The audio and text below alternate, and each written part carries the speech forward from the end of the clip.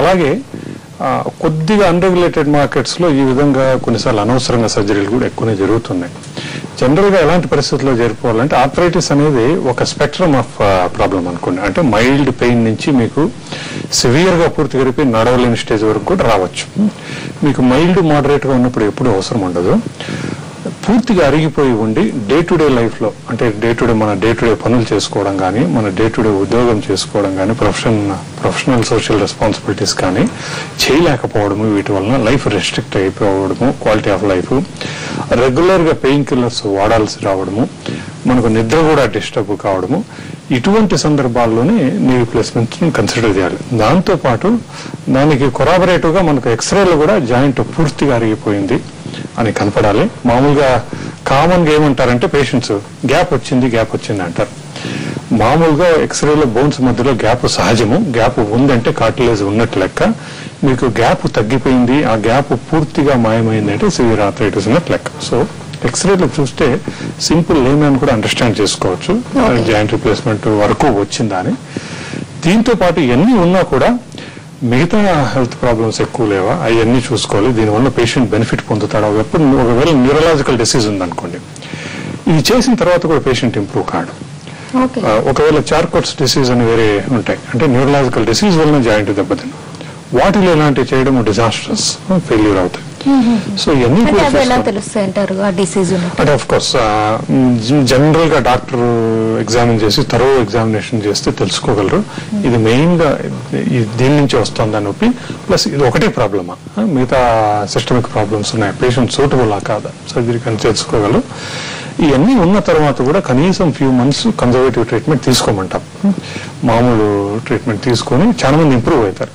ఇవన్నీ కాని పక్షంలోనే దాన్ని సర్జరీ గురించి ఆలోచించాలి. ఒక కాల్ ఇద్దామండి. వరలక్ష్మి గారు. వరలక్ష్మి గారు నమస్కారం అండి. హలో అండి. హలో. ఓకే. ఇంకా ఇద్దరు other health problems like heart కానీ లేకపోతే లంగ్ ప్రాబ్లమ్స్ కానీ లేకపోతే బీపీ షుగర్ ఇలాంటివి జనరల్ గా థైరాయిడ్ ఇలాంటివన్నీ ఉన్నప్పుడు ఎలాగ ట్రీట్ చేస్తుంటారు? అంటే ఈ సర్జరీ జనరల్ గా జరిగేది యావరేజ్ గా ఎల్డర్లీ పీపుల్ లోని, అంటే యావరేజ్ 60-70 అలా ఉంటాయి. వీళ్ళల్లో ఎస్పెషలీ మన దేశంలో దాదాపు 50% మందికి కార్డియాక్ డిసీజ్ ఉండడము, షుగర్ లాంటి వ్యాధులు ఉండడం, హైపర్ టెన్షన్, బ్లడ్ ప్రెషర్ అందరికీ ఉండడం దాదాపు జరుగుతుంది.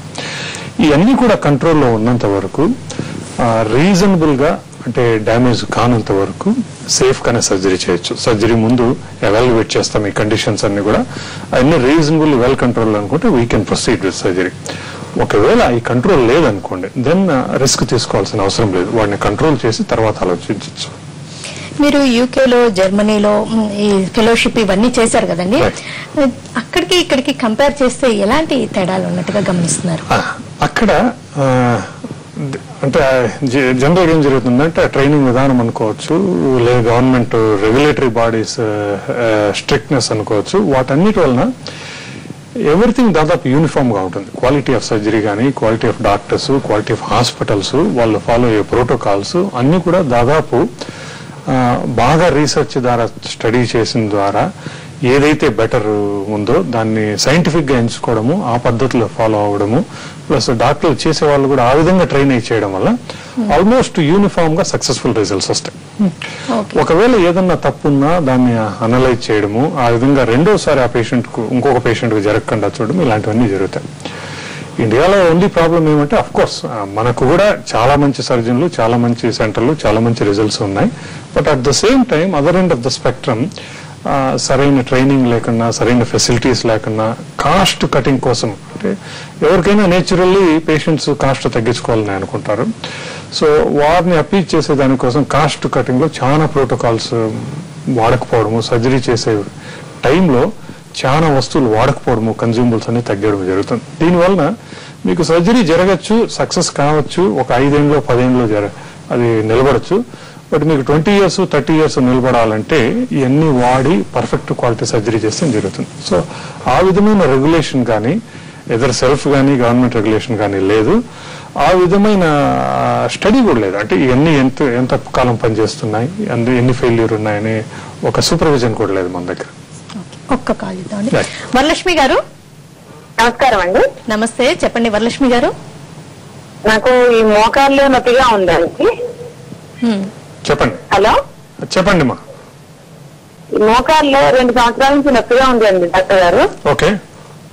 అయితే అది మధ్య మధ్య నొప్పి వస్తుంది, మళ్ళీ మధ్య మధ్య తక్కువ అవుతూ ఉంది. రైట్. మెయిన్ గా మెట్లు ఎక్కుతున్నప్పుడు దిగుతున్నప్పుడు చాలా పెయిన్, అది గుచ్చుతున్నట్టుగా నొప్పి వస్తుంటుందండి. రైట్.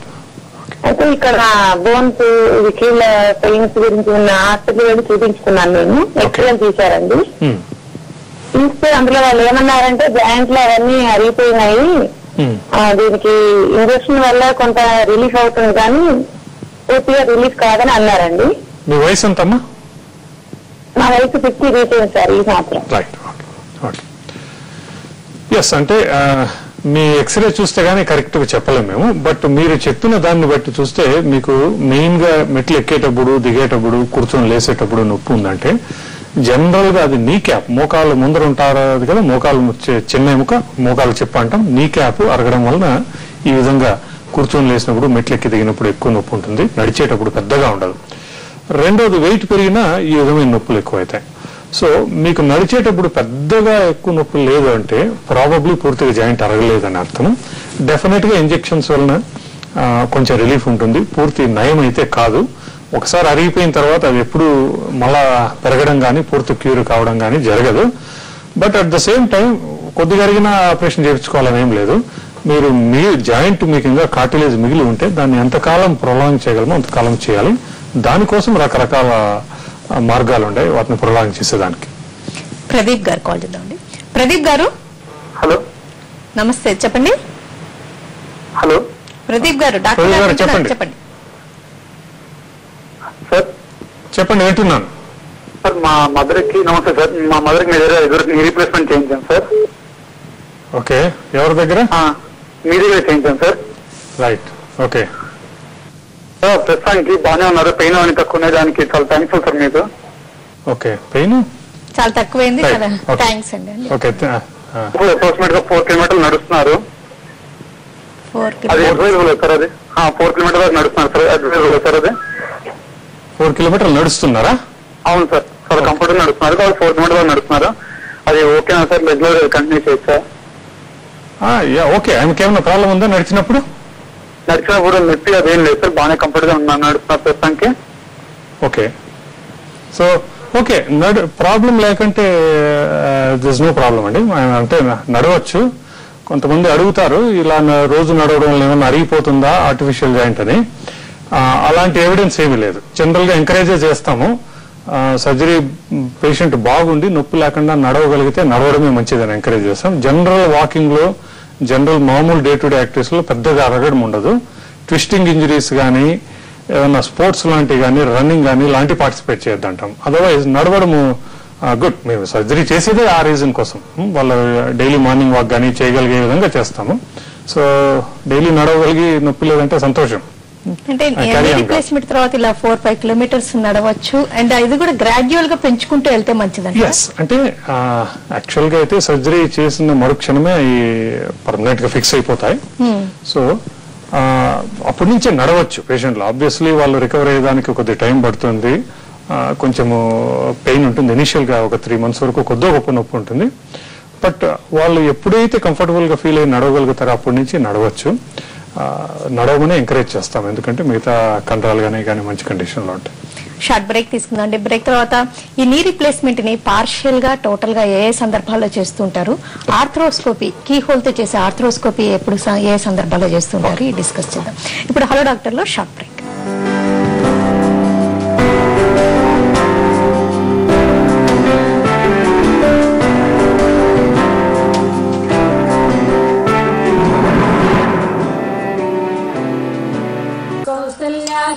మొహానికి బొట్టేదే.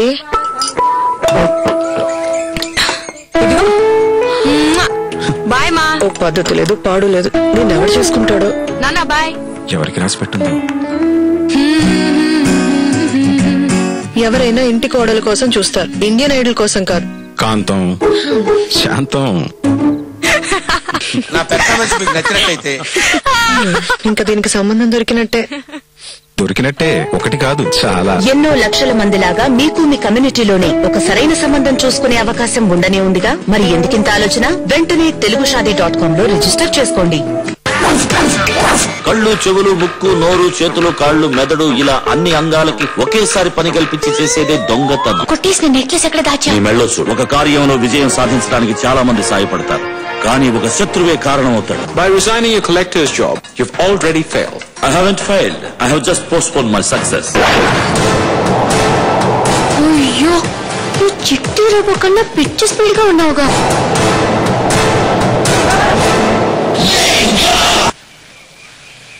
ఇల్లు కట్టుకునేటప్పుడు మీకు ఎవరైనా ఓ సలహా ఇస్తే త్వరగా ఆరిపోయే సిమెంట్ ని తీసుకోమని వారికి తప్పకుండా గుర్తు చేయండి. రేసులో తాబేలు గెలిచింది, కుందేలు కాదని. అసలు జీవితకాలం అంతటికి దృఢంగా ఉండాలంటే సిమెంట్ ఆరడానికి కాస్త టైం ఇవ్వాలి కదా కాదా? JSW సిమెంట్, ప్రేమతో నిర్మించండి. మీ అబ్బాయిని చూశాను, మనిషి బాగా బాగుంటాడు.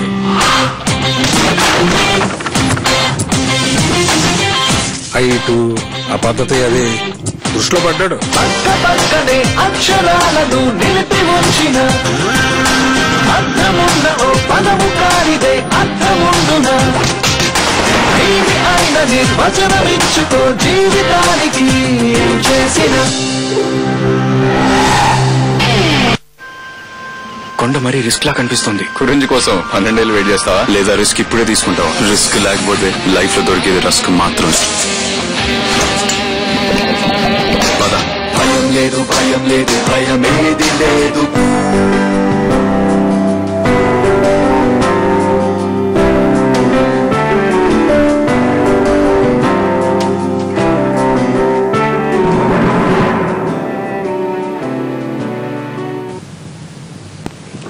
Welcome back to hello doctor.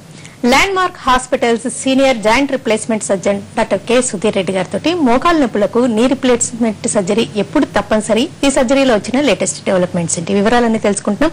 ఒక కాల్ చూద్దామండి గిరి గారిది. గిరి గారు నమస్తే, చెప్పండి. నమస్కారం మేడం. చెప్పండి గిరి. నేను నా ఏజ్ 37 years.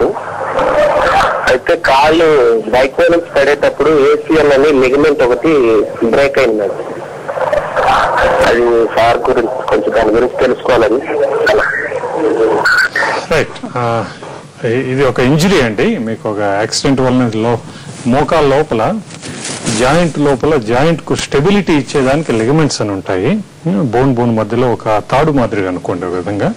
సో అవి ఇట్లా ఇంజరీ బైక్ నుంచి పడినప్పుడు కామన్ గా మన ఇండియాలో అండ్ మెనీ టైమ్స్ స్పోర్ట్స్ ఆడేటప్పుడు ఈ లెగమెంట్ తెగిపోవడం వల్ల మోకాల్లో కొంచెం పట్టుపోతుంది, కొన్నిసార్లు జారినట్టు అవ్వడము. గ్రాజువల్ గా దీనివల్ల మీరు సరిగ్గా పని చేసుకోలేకపోవడము, ఫిజికల్ గా యాక్టివ్ గా ఉండలేకపోవడం, ఎందుకంటే జారి పడ్డము, నొప్పి రావడము జరుగుతుంది. సెకండ్, జారిన ప్రతిసారి మోకాలు డ్యామేజ్ అవ్వడము, గ్రాజువల్ గా ఆర్థరైటిస్ కు దారి తీయడం జరుగుతుంది. సో ఈ లెగమెంట్ కు రక్త ప్రసారం సరిగ్గా లేనందువలన ఇది అతుక్కోదు మళ్ళా ACL అనేది. సో ఒకవేళ మీ వయసు చిన్న అయ్యుండి ఫిజికల్ గా యాక్టివ్ ఉన్నారంటే జనరల్ గా సర్జరీ చేయించుకుని లెగమెంట్ రీకన్స్ట్రక్ట్ చేయించుకోవాలని చెప్తాము. ఒకవేళ 50 దాటు లేదా ఫిజికల్లీ వెరీ ఇన్యాక్టివ్ అనుకోండి, దాన్ని ఎక్సర్సైజ్ తో కొంచెం మోకాలకు సపోర్ట్ వేసుకుని యాక్టివిటీ తగ్గించుకుని ఆ విధంగా కూడా గడపచ్చు. అంటే కంపల్సరీ చేసుకొని తీరాలని లేదు, బట్ ప్రాబబ్లీ యాక్టివ్ ఉండాలా, బాగుండాలంటే ఫ్యూచర్ లో ఆర్థరైటిస్ రాకూడదు, వచ్చే ఛాన్సులు తగ్గాలనుకుంటే సర్జరీ ఈజ్ బెటర్. మోకాలు నొప్పులకు కొన్ని సందర్భాల్లో కీ హోల్ సర్జరీస్, ఆర్థ్రోస్కోపీ, కొన్ని సందర్భాల్లో నీ రీప్లేస్మెంట్ పార్షియల్ గా, మరికొన్ని సందర్భాల్లో టోటల్ TKR చేస్తుంటారు. ఏ సందర్భాలు? ఆర్థ్రోస్కోపీకి నీ రీప్లేస్మెంట్స్ కు వెరీ క్లియర్ డిస్టింక్షన్ అండి. ఆర్థ్రోస్కోపీ అంటే బేసికలీ చిన్న హోల్ ద్వారా కెమెరా పెట్టి లోపల చూస్తాము, ఇంకొక హోల్ ద్వారా చిన్న ఇన్స్ట్రుమెంట్ పెట్టి లోపల ఏదన్నా లూజ్ పీస్ ఉన్నా అట్లాంటివి తీసేస్తాం. సో అరిగిపోయిన దాన్ని ఆర్థ్రోస్కోప్ లో ఎప్పుడు రిపేర్ చేయలేము. ఏదన్నా లూజ్ పీస్ పడి ఉన్నా లేదా మెనిస్కస్ అంటే వాషర్ లాంటిది ఉంటుంది, అదేమన్నా తెగిపోయి అడ్డుపడతా ఉన్నా వాటిని ట్రిమ్ చేయడం లాంటివి జరుగుతాయి. సో ఆర్థ్రోస్కోపీ అది జనరల్లీ బాగా ఉన్న మోకాల్లో ఏదైనా స్పోర్ట్స్ ఇంజరీస్ లాంటి లెగమెంట్ తెగిపోవడం కానీ, మెనిస్కస్ తెగిపోవడం కానీ, బోన్ పీస్ కూడా వచ్చి లోపల పడడం కానీ ఉంటే ఆర్థ్రోస్కోపీ పనిచేస్తుంది. Younger age trauma, sports injuries, that is why it is called sports medicine. Whereas కొన్ని వందల స్టడీస్ అన్ని చూపించాయి ఆర్థరైటిస్ లో, అంటే మోకాల అరుగుదలలో ఆర్థ్రోస్కోప్ కి ఎటువంటి రోలు ఉండదు. పేషెంట్ భ్రమ, దాని సైకలాజికల్ ట్రీట్మెంట్ ఆయన కూడా చాలా మంది చేస్తుంటారు. దానివల్ల మీకు ఉన్న ఆ సర్జరీ అనేది ఒక 2 weeks రిలీఫ్ ఉన్నట్టు అనిపించవచ్చు. బట్ ఎసెన్షియల్ గా ఏ విధమైన మార్పు ఉండదు. ఎందుకంటే అది అరిగిపోయింది, మేము ఏమీ చేయలేము. చూడగలము, అరిగిపోయిందని తెలుసుకోగలం అంతే తప్ప దాంట్లో ఆర్థ్రోస్కోప్లో ఏమీ చేయలేము. వేరేస్ పూర్తిగా అరిగిపోతే అప్పుడు ఈ నీ రీప్లేస్మెంట్ లాంటివి చేస్తాం. వీటిల్లోనే మోకాళ్ళను జనరల్ గా 3 compartment గా డివైడ్ చేస్తాము. అంటే కామన్ గా చెప్పాలంటే మీడియల్ అండ్ లేటరల్, అంటే ఇన్సైడ్ లెగ్గులకు ఇన్సైడ్ అవుట్ సైడ్ అనుకో. కామన్ గా జరిగేది అందరికి ఇన్సైడ్ పార్ట్ ఎక్కువ అరుగుతుంది. అందుకే కాలు వంపుపోతుంది ముందుకు, ఈ విధంగా వంపుపోతుంది. సో బౌల్ ఎక్స్ అంటారు. సో ఆ విధంగా అంటే ఓన్లీ ఒక సైడ్ అరిగి ఇంకో సైడ్ అరగలేదని. సో ఒక సైడ్ మాత్రమే అరిగి ఉండి మిగతా సైడ్ అంతా బాగుంటే అప్పుడు యూని కంపార్ట్మెంటల్ అంటే పార్షియల్ నీ రీప్లేస్మెంట్ అనేది చేస్తాం. దీనివల్ల ఎన్నో అడ్వాంటేజెస్ ఉంటాయి. ఒకటి, చాలా తొందర రికవర్ అవుతారు. మామూలు compare to total knee replacement నొప్పి తక్కువ ఉంటుంది, ఫంక్షన్ బాగుంటుంది, పూర్తిగా ఉంచుకోగలము, బాగా యాక్టివ్గా ఉండగలము జరుగుతుంది. ఒక 15-20 years ఇది ఈజీగా పనిచేస్తుంది జనరల్ గా.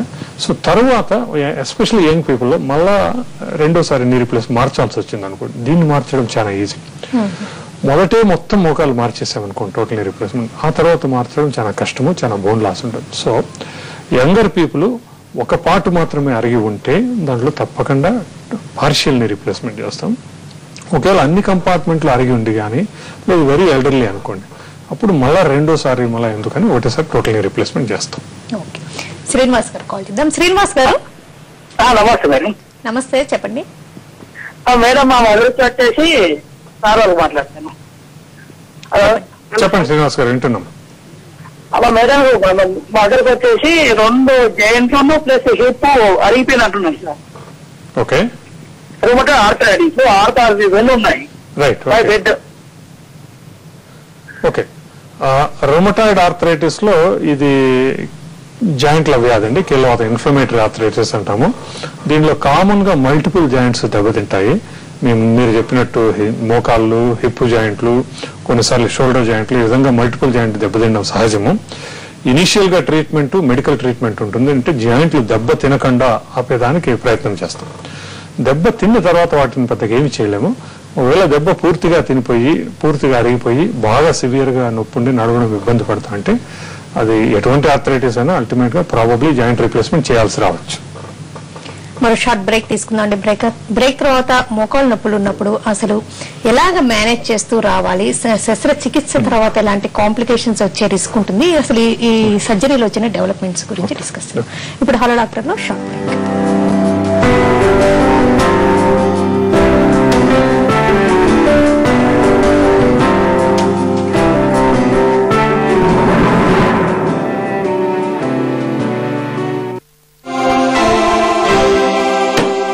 మీరు పదే పదే వచ్చే పొట్ట సమస్యలతో బాధపడుతున్నారా? వాటికి సమూలంగా చికిత్స చేయండి జండు పంచారిష్టతో.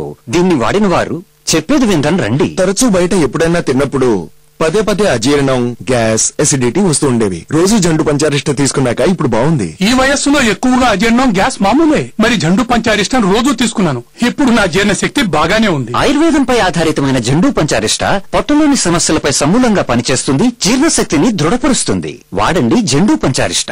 ఇది మెడిఫాక్ట్స్ కన్స్యూమర్ అప్డేట్. ఉన్న ఆస్తి మొత్తం ఊరోళ్లకు విసిరేసి నన్ను నడి రోడ్లు నడిపిస్తున్నాను.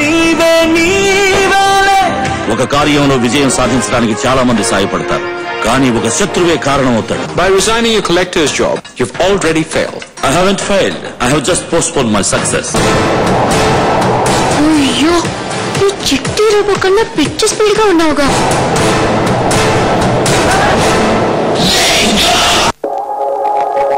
We're so gonna rock the party tonight.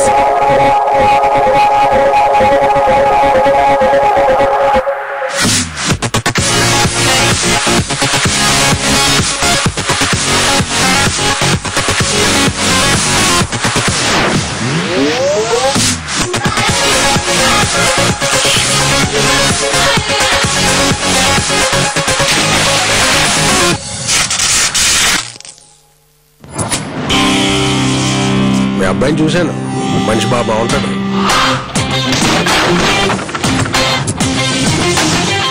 Height ఆ పద్ధతి అది దృష్టిలో పడ్డాడు. పక్క పక్కనే అక్షరాలను నిలిపి ఉంచిన అర్థమున్న ఓ పదము కారిదే అర్థముండున నీది అయిన నిర్వచనమిచ్చుకో జీవితానికి ఏం చేసిన.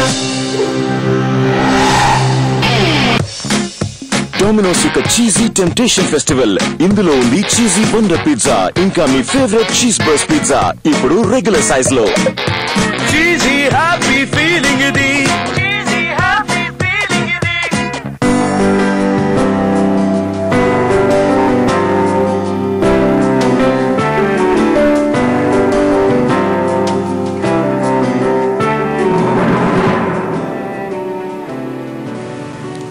Welcome back to hello doctor. Land mark hospitals joint replacement surgeon doctor Sudheer Reddy గారితో కీళ్ళ నొప్పులకు మరి ముఖ్యంగా కాళ్ళ నొప్పులకు రిప్లేస్మెంట్ సర్జరీ ఎప్పుడు అవసరం, నీ రిప్లేస్మెంట్ లో వచ్చిన ఆధునికతలు ఏంటి, వివరాలు తెలుసుకుంటున్నాం. కువైట్ నుంచి రమేష్ గారు కాలండి. రమేష్ గారు. హలో, నమస్తే సార్. నమస్తే, చెప్పండి సార్. నా పేరు రమేష్ సార్. నేను ఫస్ట్ తిరుపతిలో నాకు ఏసీఎల్ చేస్తున్నారు. ఓకే, ఏసీఎల్ చేసినారు. ఇప్పుడు కాలు మళ్ళీ నాకు వాపు వచ్చిండాలి సార్. అది ఏంటి, క్లైమేట్ మారేటప్పుడు కాలు వాపు రావడము, 1 నెల అవుతుంది, ఆ నెల ఉండడం, మళ్ళీ నేను పెయిన్ కిల్లర్స్ యాంటీబయాటిక్ వాడితే మళ్ళీ తగ్గడము, మళ్ళీ క్లైమేట్ చేంజ్ అయిపో ఎండాకాలంలో కానీ చలికాలంలో కానీ మళ్ళీ కాలు అందువల్ల సార్ ఇది నాకు. అంటే ముందు కూడా చెప్పండి వాళ్ళు ఏసీఎల్ మామూలు అంటే ముందు నాకు కాలు వాపు వచ్చినప్పుడు వాళ్ళని తిరుపతిలో వాళ్ళు వేసినట్టే ఏసీఎల్ ప్రాబ్లం ఏముంటుందని వాళ్ళు ఏసీఎల్ చేసినారు. దాని తర్వాత వాళ్ళు వేరే విధంగా వస్తా పోతాం సార్. మీరు కావాలంటే మోకాలు వాప, మీకు పాదం వాప? ఆ మోకాలు వాపు సార్. ఫస్ట్ మోకాలు వాసి దాని తర్వాత కింద పిక్కలు కూడా ఎర్రగా గట్టిగా వస్తాయి సార్. దాని తర్వాత మళ్ళీ కాళ్ళకు కూడా వస్తారు సార్. అది రూమటిక్ ప్రాబ్లమా లేదంటే మోకాలు ప్రాబ్లమా సార్? అది ప్రాబబ్లీ కొద్దిగా అరిగి ఉండొచ్చు. మీకు ఏసీఎల్ చేశారు అంటే ఏసీఎల్ ఇంజరీ అయినప్పుడు మోకాలు కొద్దిగా డ్యామేజ్ అయి ఉండడము, తర్వాత కొద్దిగా ఆర్థరైటిస్ కూడా ఉండొచ్చు. ఆర్థరైటిస్ కొన్నిసార్లు మోడరేట్ ఆర్థరైటిస్ ఉన్న ఏసీఎల్ చేస్తారు అవసరం అనుకుంటే. సో ఏసీఎల్ చేసిన ఆర్థరైటిస్ ను మార్పు చేయలేం కాబట్టి దానివల్ల కొన్నిసార్లు ఈ విధంగా వాపు నొప్పి రావడం అనేది సహజం. ఓకే, ఈ సర్జరీలో వచ్చిన డెవలప్మెంట్స్ ఏంటండి? సర్జరీలో ఈ జనరల్ గా it is a very successful surgery అండి. మెయిన్ కన్సర్న్స్ కానీ మెయిన్ ఏరియాస్ మెయిన్ ప్రాబ్లమ్స్ కానీ అంటే main one is infection, second వచ్చి డ్యూరబిలిటీ, ఇది ఎంతకాలం పనిచేస్తుంది అని. సో మోస్ట్ ఎఫర్ట్స్ కానీ అన్ని కానీ ఈ రెండిటి మీద డైరెక్ట్ చేయబడ్డాయి. ఒకటి డ్యూరబిలిటీ పెంచే దానికోసము కొత్త మెటీరియల్స్ రావడము, కొత్త ఇంప్లాంట్స్ రావడము. వాటిల్లో మెయిన్ గా పాలిఎథిలీన్ అని వాడతాం. దాంట్లో క్రాస్ లింక్డ్ పాలిఎథిలీన్ అనేది కొత్తగా వచ్చింది. జనరల్ గా that has proven to be the most successful. ఇప్పుడు ఆ క్రాస్ లింక్ పాలిఎథిలీన్ తో దాదాపు అంటే we can reasonable expect that ఇప్పుడు ఒకసారి 100 మందికి చేసామనుకోండి, ఒక 20-25 years వరకు 95% పైన సక్సెస్ రేట్ ఉంటుందని ఎక్స్పెక్ట్ చేయొచ్చు. అండ్ దీంట్లో కొన్ని చోట్ల కొన్ని కంపెనీలు 30 years పనిచేస్తున్నాయని there is a general direct public marketing mislead చేస్తున్నాయి ఇవి. సో మెటల్ మార్పిడి వల్ల పెద్ద ఉపయోగం లేదు, ఓన్లీ పాలి మార్పిడి వల్ల ఉపయోగం ఉంది. సెకండ్, ఇన్ఫెక్షన్ ఒకప్పుడు ఎక్కువ ఉండేది, బట్ ఇప్పుడు ఎనీథింగ్ అబౌవ్ 1% అంటే 1% కంటే ఎక్కువ ఇన్ఫెక్షన్ ఉంటాడు అది ఇంటర్నేషనల్లీ కూడా యాక్సెప్టబుల్ కాదు. It should be less than 1% or even almost nil ఈ రోజుల్లో. బికాజ్ ఒకటి పేషెంట్ సెలెక్షన్, రెండోది థియేటర్లో మన ప్రోటోకాల్స్ కానీ మన ప్రాసెసెస్ కానీ వాటన్నిటి వల్ల ఇన్ఫెక్షన్ బాగా తగ్గింది. లామినర్ ఫ్లో ఇవన్నీ వచ్చి. ఇంకా మీరు కంప్యూటర్ నావిగేషన్ అంటారు సర్జరీలో, అదొకటి రివిజన్ సర్జరీస్ అంటుంటారు. ఆ రీడో సర్జరీస్ ఎప్పుడు అవసరం అవుతూ ఉంటాయి? రివిజన్ సర్జరీస్ ఎప్పుడు అవసరం అవుతాయి అంటే బేసికలీ ఇప్పుడు 100 చేసామనుకోండి రీప్లేస్మెంట్, 1, 2, 3 ఏళ్లలో ఫెయిల్ కావచ్చు, లేదు 10 ఏళ్ళు 20 ఏళ్ళు పోయాలకు ఒక 5-6 ఫెయిల్ కావచ్చు. వీటిలో అంటే ఎవెన్చువల్గా లూజ్ అవుతాయి. ఈ బేసికలీ మోకాలకు సిమెంట్ అనే బోన్ సిమెంట్ అనేది ఉపయోగించి ఫిక్స్ చేస్తాం. ఎవెన్చువల్ గా మనం వాడే విధానాన్ని బట్టి, దాని స్ట్రెస్ ని బట్టి, లేదు మెయిన్లీ చేసిన క్వాలిటీని బట్టి ఎవెన్చువల్ గా లూజ్ అవుతాయి. అది 15 years తర్వాత కావచ్చు, 30 years తర్వాత కావచ్చు.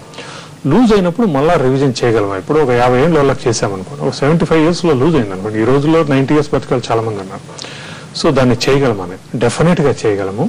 రివిజన్ సర్జరీ అనేది బయట కంట్రీస్ లో కామన్ సర్జరీ అయింది, ఎందుకంటే లైఫ్ లాంగివిటీ కూడా పెరిగింది.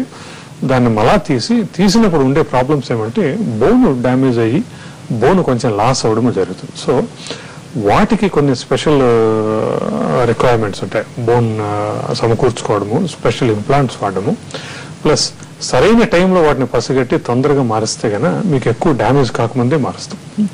రివిజన్ చేసిన తర్వాత కూడా మళ్ళీ మంచి రిజల్ట్స్ ఎక్స్పెక్ట్ చేస్తా అంటే డెఫినెట్ గా బోన్ ఉండే క్వాలిటీని బట్టి, సర్జరీని బట్టి మళ్ళీ మీరు 15 to 20 years ఈజీగా ఎక్స్పెక్ట్ చేయొచ్చు.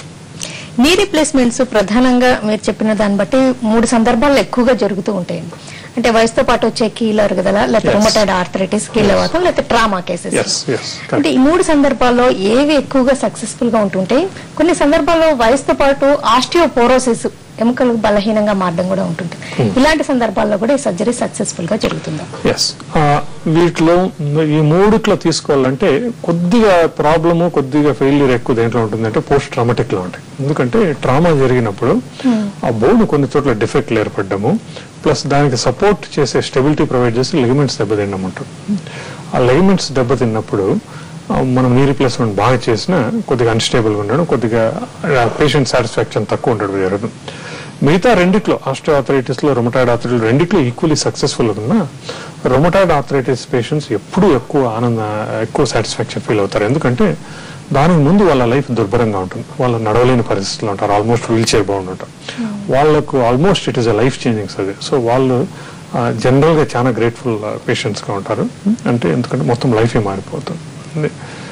మూడవది ఏమన్నా ఆస్టియోపోరోసిస్ ఉన్న వాళ్ళల్లో కూడా నీ రీప్లేస్మెంట్ మామూలు లేని వాళ్ళలో ఎంత సక్సెస్ ఉంటుందో అంతే సక్సెస్ ఉంటుంది. ఓన్లీ థింగ్ వచ్చి చేసే సందర్భంలో మనం కేర్లెస్ గా ఉంటే గానీ ఫ్రాక్చర్స్ ఎక్కువ అయ్యే అవకాశం ఉంది. సో కొన్ని స్పెషల్ విధానం ద్వారా కొన్ని జాగ్రత్తలు తీసుకొని డ్యామేజ్ కాకుండా చేస్తాము. దాంతోపాటు కొన్ని మెడిసిన్స్ ఇస్తాం బోన్ తొందరగా ఇంటిగ్రేట్ అయ్యడానికి. అదే ఒకవేళ హిప్ రీప్లేస్మెంట్ అనుకోండి, దాంట్లో ఆస్టియోపోరోసిస్ అంటే ఒక టైప్ ఆఫ్ ఇంప్లాంట్ వెరైటీ వాడతాం, మామూలు వాడకండి. ఈ సర్జరీ తర్వాత డూస్ అండ్ డోంట్స్ అంటూ ఏమన్నా ఉంటాయా? జనరల్ గా ఆ ఏజ్ లో నార్మల్ యాక్టివిటీస్ కు ఏ విధమైన డోంట్స్ ఉండవండి. వాళ్ళు నార్మల్ గా నడవచ్చు, కూర్చోవచ్చు, లేచి అన్ని చేయొచ్చు. ఓన్లీ కింద చాలా మంది కూర్చోగలరు, అయినా కూర్చోవద్దు అంటాం. ఎందుకంటే వాటి మీద స్ట్రెస్ ఎక్కువ పడ్డము, కొద్దిగా తొందరగా లూజ్ అయ్యే అవకాశం ఉంటుంది కాబట్టి కూర్చోవద్దంటాం. అఫ్ కోర్స్ స్పోర్ట్స్ లో పాల్గొనవద్దంటాం, కొంతమంది పాల్గొంటారు, బట్ దానివల్ల తొందరగా ఫెయిల్యూర్ అయ్యే అవకాశం ఉంది. ఓకేనండి డాక్టర్ సుధీర్ రెడ్డి గారు, థ్యాంక్స్ అలాట్ అండి. Thank you. మోకాళ్ళ నొప్పులు ఏ కారణంతో అయితేనైనా, అంటే ఆస్టియో ఆర్థరైటిస్ కానీ, రుమటాయిడ్ ఆర్థరైటిస్ కానీ, లేదా కొన్ని సందర్భాల్లో ట్రామా కేసెస్ లో కానీ తీవ్రంగా వేధిస్తూ వాళ్ళ క్వాలిటీ ఆఫ్ లైఫ్ ని దెబ్బతీస్తూ నడవలేని సందర్భాలు ఎదురైనప్పుడు సర్జరీ గురించి ఆలోచించవచ్చని ఈ రోజుల్లో సర్జరీలో ఎన్నో ఆధునికతలు చోటు చేసుకోవడమే కాకుండా చేసే టెక్నిక్లు, కంప్యూటర్ నావిగేషన్ అండ్ ఇన్ఫెక్షన్స్ కూడా చాలా వరకు తగ్గిస్తూ చేయగలుగుతున్నారని, సర్జరీ సక్సెస్ రేట్ కూడా చాలా బాగా ఉందని, ఇబ్బంది పడుతున్నప్పుడు సర్జరీ గురించి ఆలోచించి ఎక్స్పీరియన్స్డ్ సెంటర్కి వెళ్లి ఎక్స్పీరియన్స్డ్ డాక్టర్ చేత చేయించుకుంటే వాళ్ళ లైఫ్ చాలా ఇంప్రూవ్ అవుతుందని land mark hospitals senior joint replacement surgeon doctor K Sudheer Reddy గారు తెలియజేశారు. ఇది ఇవాల్టి హలో డాక్టర్, నమస్తే.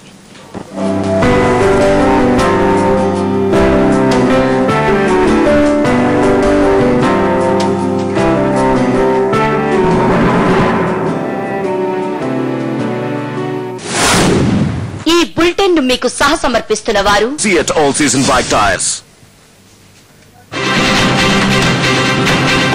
అసంతృప్తి ఉంటే పార్టీలో చర్చించాలి, కేసినేని కామెంట్స్ పై అధిష్టానం ఆగ్రహం.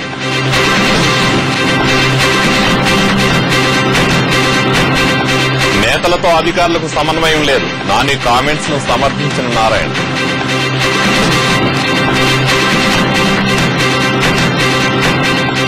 ప్రజలకు అసౌకర్యం కలిగించే ఫ్లెక్సీలను తొలగించండి, ఏపీ తెలంగాణ ప్రభుత్వాలకు హైకోర్టు ఆదేశం.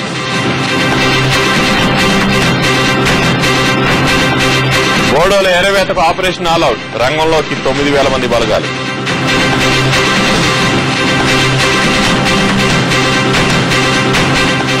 ఆన్లైన్ లో తాజ్ మహల్ టికెట్లు రేపటి నుంచి అమలు.